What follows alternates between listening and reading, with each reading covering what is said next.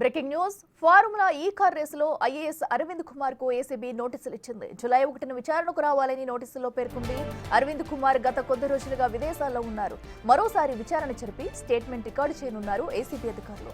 2 దఫాలుగా కేటీఆర్ ఇచ్చిన స్టేట్మెంట్ ఆధారంగా అరవింద్ కుమార్ ను విచారించనున్నారు.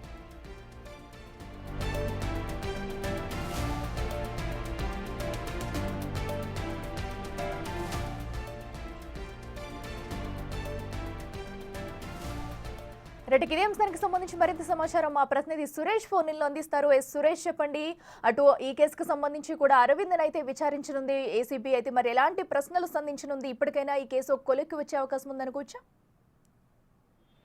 ఇప్పటికే ఒకసారి ఐఏఎస్ అరవింద్ కుమార్ ని విచారించింది ఏసీబీ అధికారులు. దీనికి సంబంధించి ఇప్పుడు కేటీఆర్ ని రెండోసారి విచారించిన తర్వాత కేటీఆర్ ఇచ్చిన సమాచారంతో అరవింద్ కుమార్ ని కూడా మళ్ళీ విచారించబోతున్నారు. జూలై 1వ తేదీన ఏసీబీ ఆఫీస్ లో హాజరు కావాలని చెప్పేసి కూడా ఆయనకు నోటీసులు జారీ చేయడం జరిగింది. ఈ కేసులో అరవింద్ కుమార్ స్టేట్మెంట్ కూడా చాలా కీలకంగా ఉండబోతుంది. ఎందుకంటే అన్ని తానే నడిపించాడు. ఈ రేస్ కు సంబంధించి హెచ్ఎండిఏ మున్సిపల్ కి సంబంధించిన అడ్మినిస్ట్రేషన్ కి పనిచేసినటువంటి అరవింద్ కుమార్ నేరుగా విదేశీ అకౌంట్ కి డబ్బులు ఎలా బదిలీ చేశారు, నిబంధనలు పాటించకుండా ఎందుకు చేయాల్సి వచ్చింది, గతంలోనే అనేక అంశాలపైన ఆయన స్టేట్మెంట్ రికార్డ్ చేసుకోవడం జరిగింది. ఆ కంపెనీతో పాటు మొదటిసారి చేసుకున్నటువంటి ఎంఓ క్యాన్సిల్ అయిన తర్వాత మళ్ళీ అగ్రిమెంట్ చేసుకోకుండా డైరెక్ట్ గా హెచ్ఎండిఏ నిధులే ఎందుకు చెల్లించాల్సి వచ్చింది, వాటికి సంబంధించిన పూర్తి సమాచారాన్ని ఇప్పుడు మళ్ళీ అరవింద్ కుమార్ ని విచారించి అడిగి తెలుసుకునే అవకాశం కనబడుతుంది. ఇప్పటికే ఎఫ్ఈఓ కంపెనీకి సంబంధించిన ప్రతినిధులు స్టేట్మెంట్ కూడా ఏసీబీ 2 సార్లు రికార్డ్ చేయడం జరిగింది. ఇదంతా కూడా ఈ ఫార్ములాకు సంబంధించిన రేసింగ్ లో హెచ్ఎండిఏ ఖజానా నుండి 55 కోట్ల రూపాయలు నిబంధనలకు విరుద్ధంగా బదిలీ చేయడం జరిగింది.